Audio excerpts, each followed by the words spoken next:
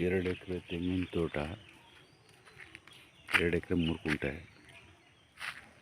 ಟಾರ್ ರಸ್ತೆಯಿಂದ 50 ಮೀಟ್ರ್ ಒಳಗಡೆಗೆ,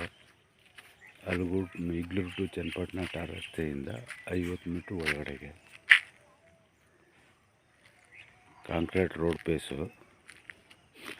road face ಒಂದು 200 ಅಡಿ ಬರ್ತದೆ. ಪೂರ್ತಿ ತೆಂಗಿನ ತೋಟ, ಬೋರ್ ಇದೆ, ಸುತ್ತ ಫೆನ್ಸ್ ಇದೆ. ಊರ ಪಕ್ಕದ ಜಾಗ, ಇದೇ ಜಮೀನು, ಇದು ರಸ್ತೆ.